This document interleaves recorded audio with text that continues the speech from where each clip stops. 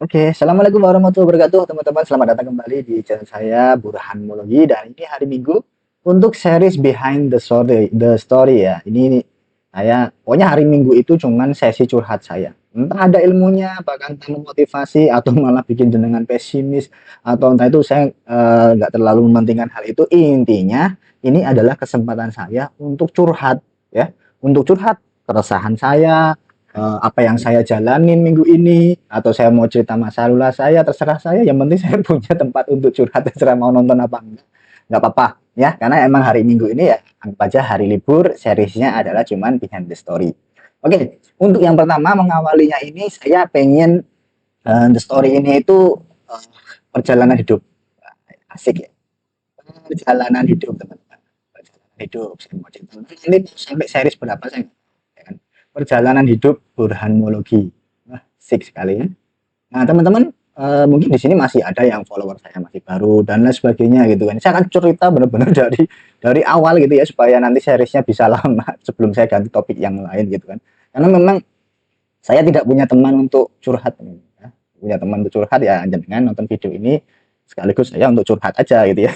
Cuman ngomong aja udah lega gitu kan ya. Karena banyak banget orang-orang itu yang ngomong semoga saya bisa seperti Mas Burhan gitu kan ya. Ini saya aja itu tiap hari doa ya kan. Semoga saya seperti Mas Burhan gitu. Biasanya kayak gitu kan. Seperti Mas Burhan.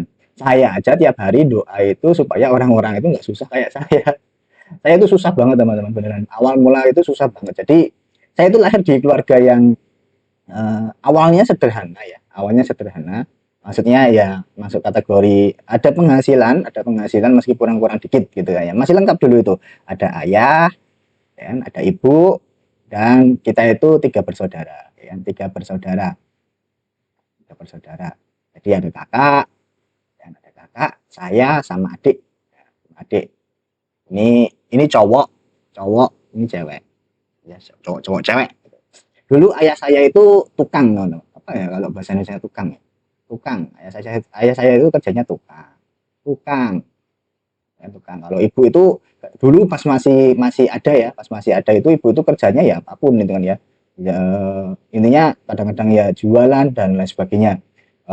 Di rumah pokoknya ngebantu bantu duit ayah gitu loh. Saya juga herannya loh teman. Ayah saya dulu itu sangat kerja keras. Ayah saya itu, ayah saya itu sangat kerja keras. Jadi dari pagi sampai sore itu bapak saya itu kan jadi kuli ya, jadi tukang bangunan ya, jadi kuli. Kemudian malamnya, nah, malamnya itu biasanya apa ya? Kalau bahasa Jawanya itu nyuluh kodok dulu. Nyuluh kodok itu apa ya? Berburu katak teman-teman. Ya, kan? kayak kayak berburu katak lah kalau bahasa Indonesia. Enggak tahu ya bahasa Indonesia yang benar apa ya. Kalau orang Jawa itu nyuluh, nyuluh, nyuluh mencari lah ya, cari katak. Nyari katak itu untuk dijual dulu. Ya, ya aku nggak tahu ya kalau soal hukum hukum apa namanya haram itu kan itu dulu kan emang ekonomi susah banget ya kan, ekonomi susah banget pas saya kecil itu, dan saya pun dari kecil itu udah terbiasa bangun pagi-pagi itu, pagi-pagi utuk-utuk sebelum subuh itu untuk beteti si kodoknya ini gitu ya, dari kecil gitu sama ibu dulu. Terus nanti sebelum sekolah itu saya biasanya nungguin ya kan, jadi nungguin udah di ember gitu kan ya kodok-kodoknya, nanti ada tukang yang beliinnya gitu, itu hanya untuk mendapatkan tambahan uang gitu. Wah, saya luar biasa sekali dulu itu ayah saya itu. Cuman masalahnya ya entah ya, waktu itu memang kerja keras kayak gitu pun juga sangat pas-pasan, sangat pas-pasan teman-teman. Jadi pas awal-awal masih ada ayah ibu ya, masih lengkap ya, ayah ibu. Karena kalau bapak saya itu jujur memang kurang terlalu pintar dalam manajemen. Tapi karena ada ibu itu yang bisa ngelola duit waktu itu, bisa ngelola duit lah intinya, bagi-bagi uang dan lain sebagainya gitu. Nah itu pokoknya meskipun ayah saya kerja keras, tapi ya maksudnya masih bisa hidup gitulah ya, masih bisa makan gitu ya.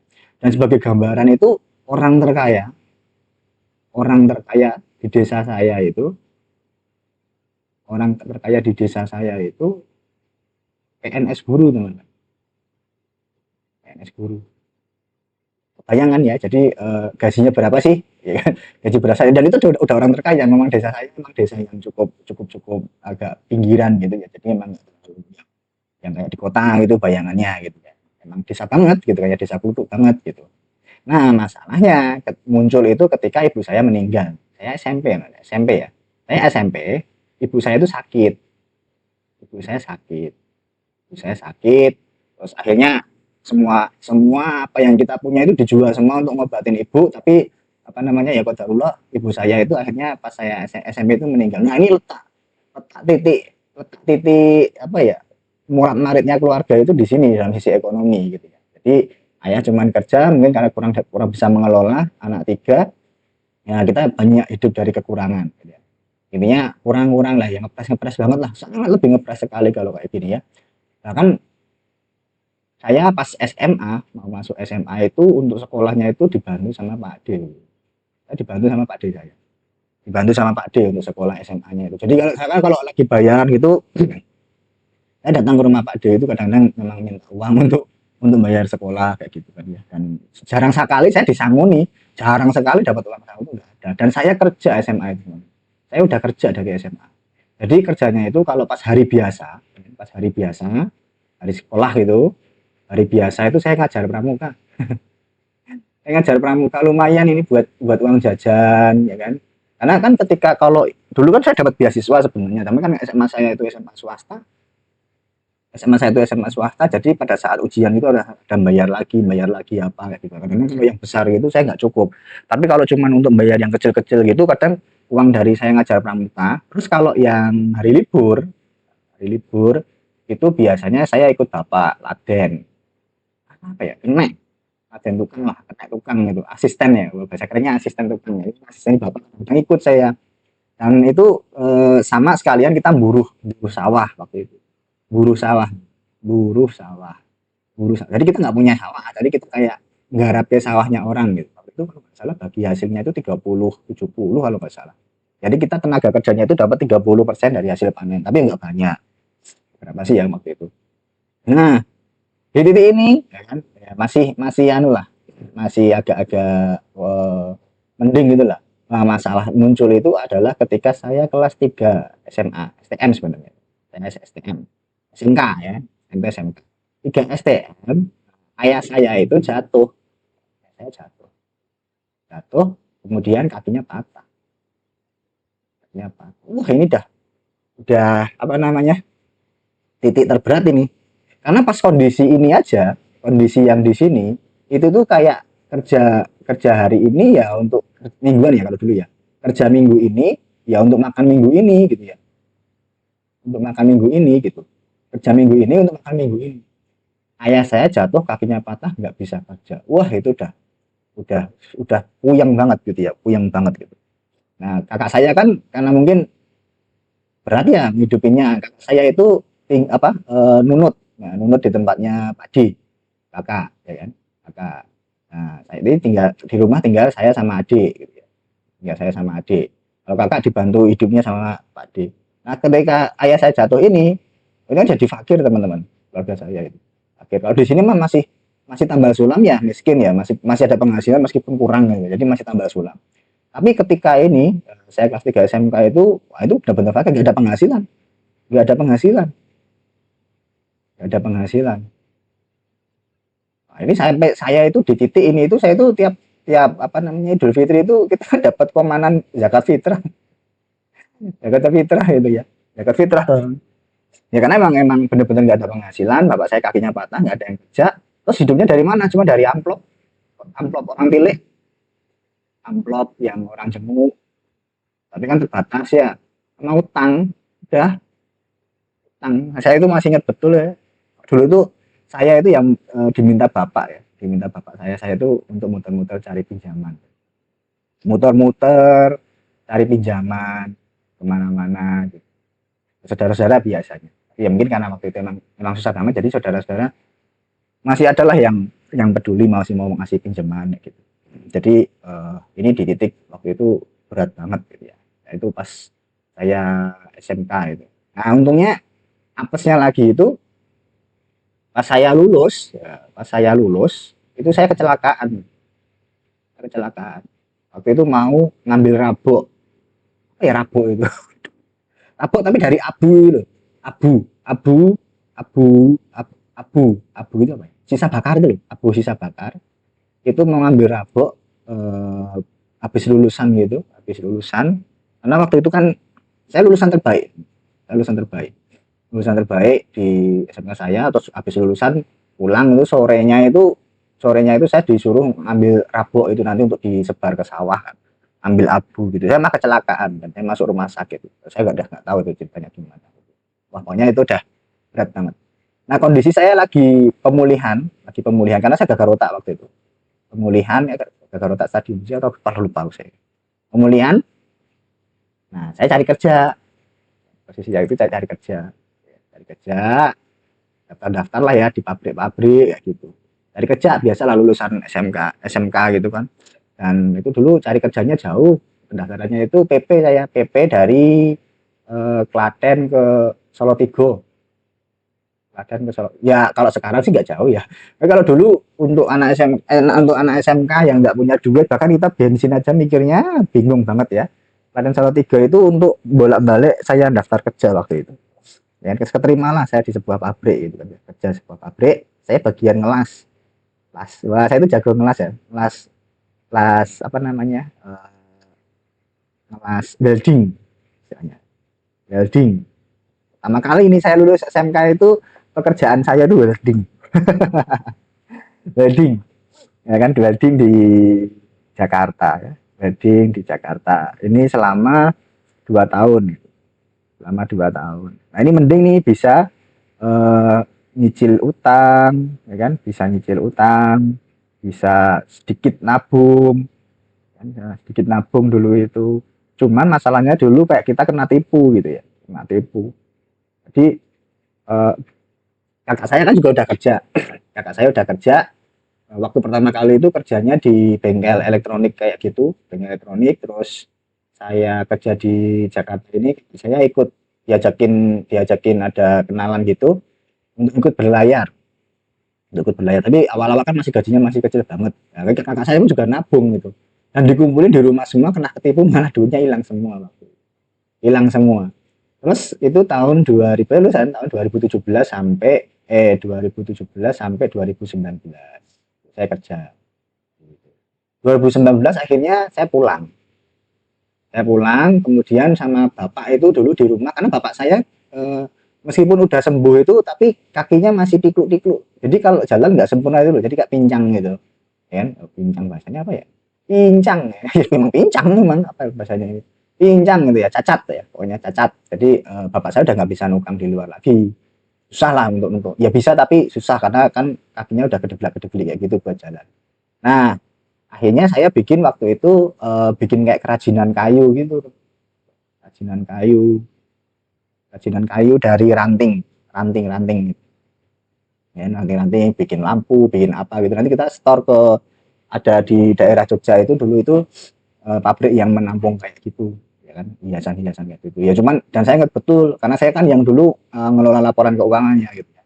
Yang Mas Bra kenapa kok udah biasa apa laporan keuangan karena dari dulu saya udah biasa ngulik laporan keuangan dan di sini itu saya udah pendewasaan dini yang handle uang di rumah itu untuk nyumbang untuk biaya hidup ya kan untuk biaya hidup dan lain sebagainya itu memang saya yang ngatur waktu itu seluruh keuangan bapak saya nggak bisa soalnya.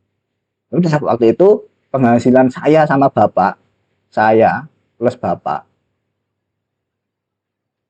itu kurang lebih 200.000 per minggu. Jadi kurang lebih 800.000 lah ya per bulan. Nah ini penghasilannya. Penghasilan. Tapi emang kayak gitu. Makan kita kan juga kalau di kampung ya nasi sayur. Itu aja udah sangat sederhana sekali. Emang melas banget gitu ya. Melas banget.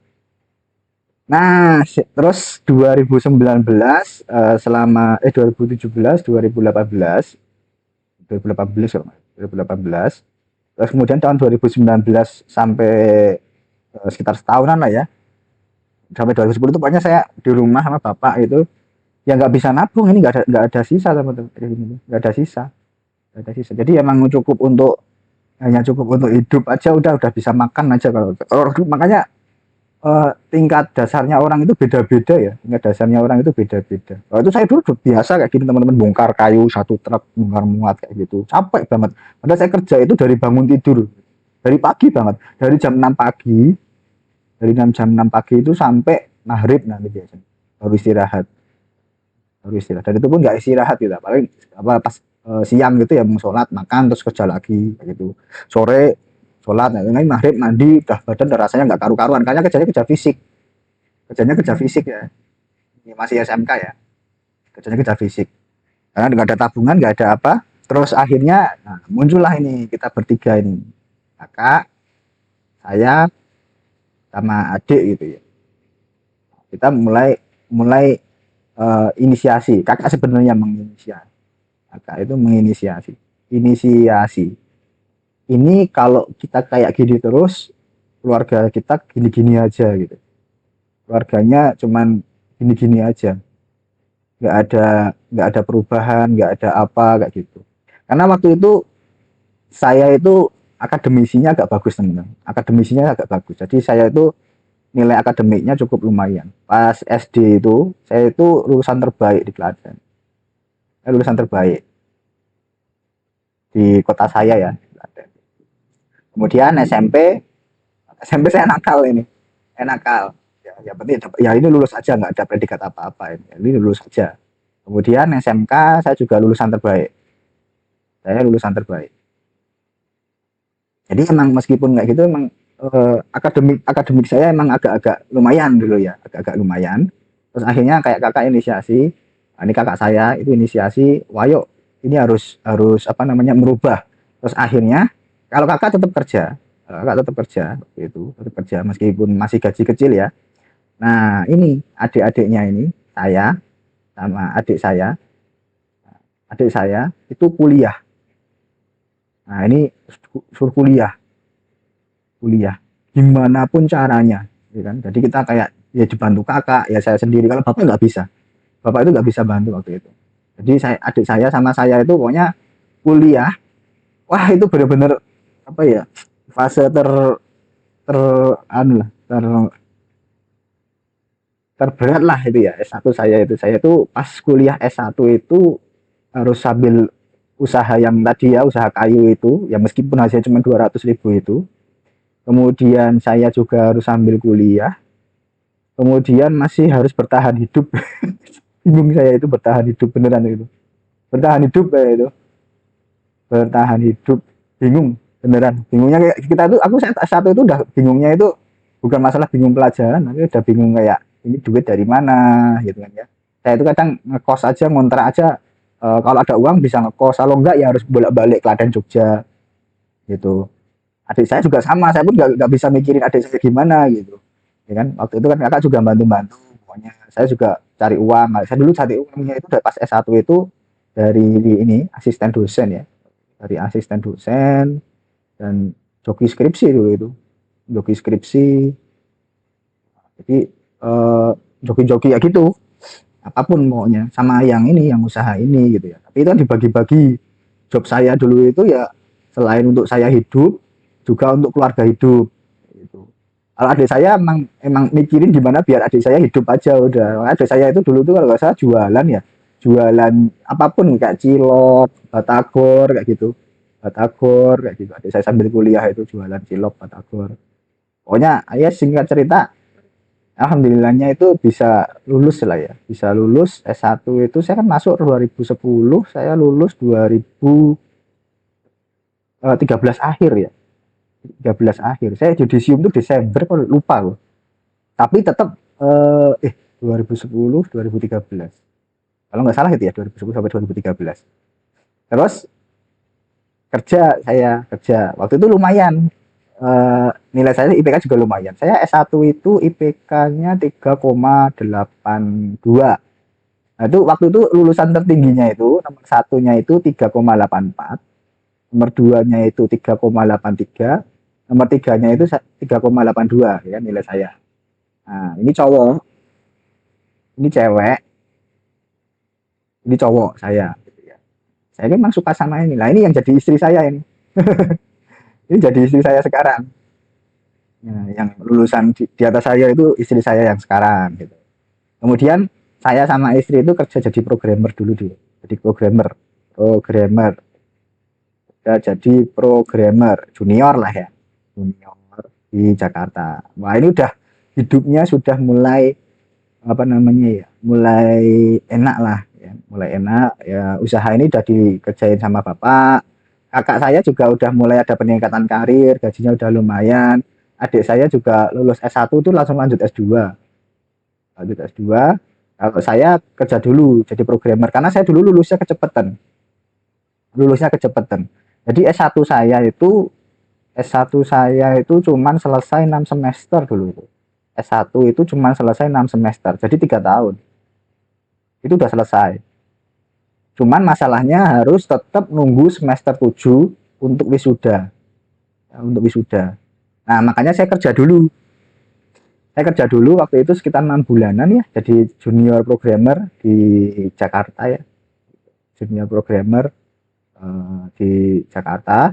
Kemudian sebenarnya saya dapat beasiswa S2 gitu. Saya dapat beasiswa karena saya kan dulu di asisten dosen kan saya ketua ketua asisten ya. Saya ketua asisten dan ada benefitnya itu ketua asisten itu dapat beasiswa S2 di Amikom waktu itu. Di Amikom. Nah, cuman nanti ada syaratnya harus harus ikatan kontrak nanti kontrak kerja 2N+1 kan. Ya, kan? Jadi kalau saya kuliah S2 itu 2 tahun, paling enggak nanti saya harus kerja di Amikom menetap di Amikom 5 tahun gitu. Nah, ini saya pikir-pikir kok kayaknya nggak worth it dan saya juga nggak tahu, tapi emang dulu dapat masukan dari beberapa dosen. Mungkin kalau sekelas Mas Burhan gitu, mendingan keluar dulu aja gitu. Nah, akhirnya saya S2-nya daftar di UGM. UGM. Terima, saya ke di UGM keterima S2 tahun 2014 sampai 2016. Ini 3 semester saya lulus 3 semester doang. 3 semester. 3 semester saya lulus juga lumayan sih ya nggak bagus ya kan ini IPK saya itu 3, sorry yang tadi pas S1 itu 3,92 jadi nomor satunya itu 3,94 nomor duanya itu 3,93 saya itu 3,92 gitu ya ini saya ini istri ini cowok dari Bali ya lo nggak salah ya ingat saya dari Bali ya lo nggak salah tapi nggak terlalu kenal saya ya jadi tapi cowok lah daripada saya nikahin ini kan saya mau dinikahin yang cewek ya kan sayangnya cowok gitu ya saya emang suka sama orang yang smart gitu ya orang yang pintar gitu jadi istri nah kalau S2 itu saya baru 3,83 gitu ya 3,53 ini udah tapi ini kan saya sambil kerja jadi pas S2 itu saya juga sambil kerja kalau nggak bakal punya duit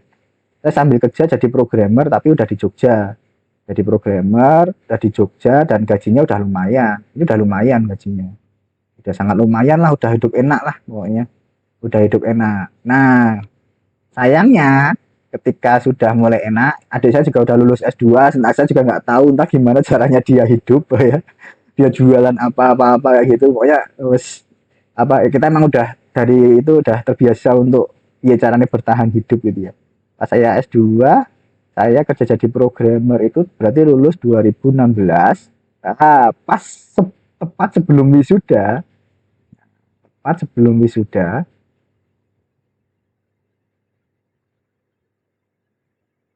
itu ayah saya kecelakaan ayah kecelakaan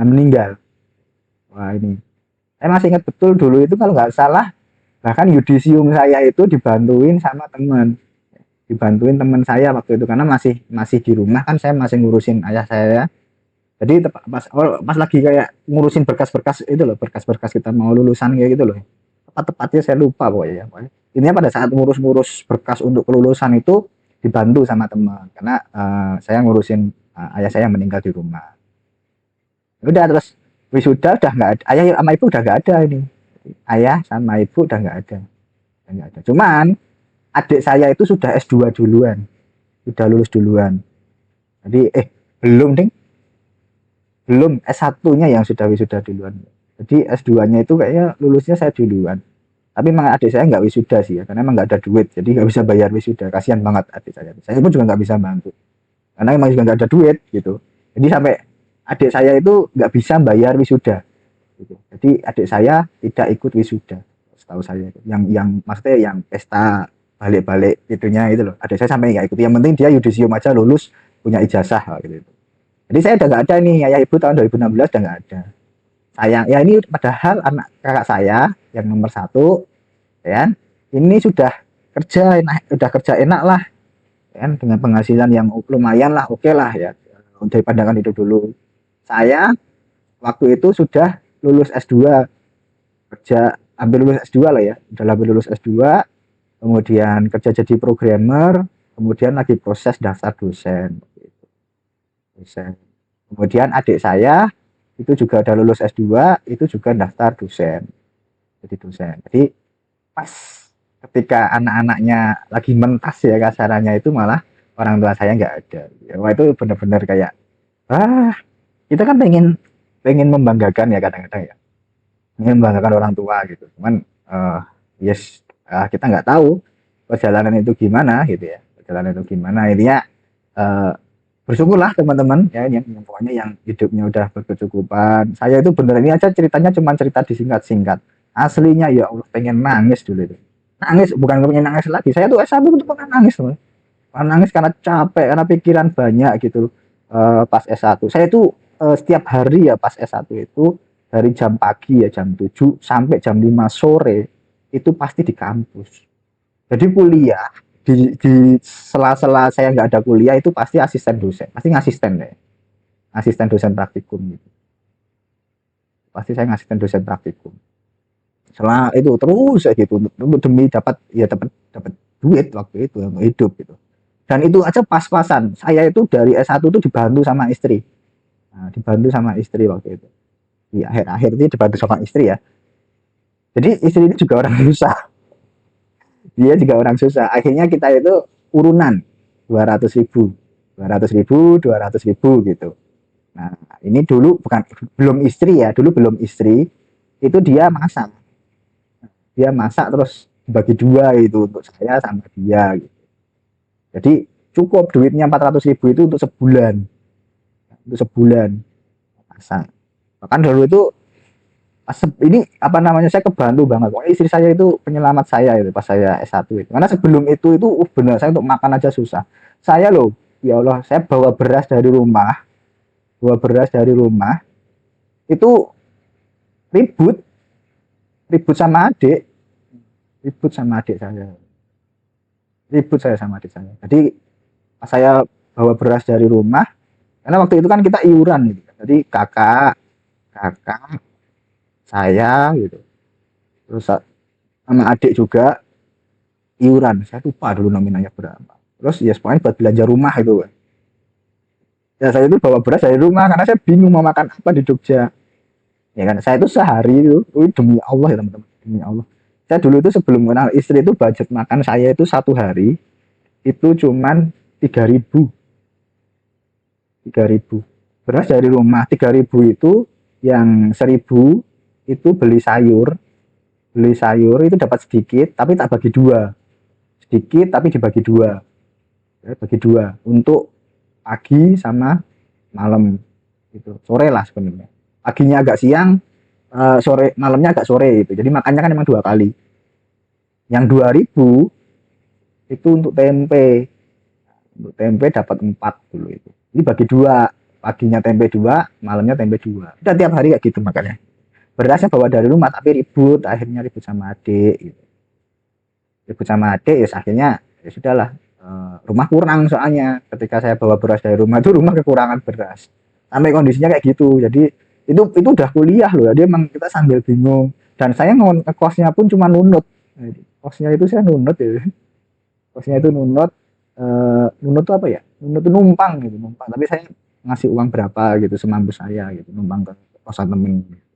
Nanti saya bantu berapa gitu ya, saya kalau ngkos sendiri nggak punya uangnya, kalau ngkos full kayak gitu nggak punya uangnya, makanya itu bantu gini aja kayak gitu ya. Pokoknya ya ini dulu deh ceritanya, bagaimana perjalanan story saya kadang-kadang kalau mau berkeluh kesah kayak gitu, eh, bener-bener teman-teman berat.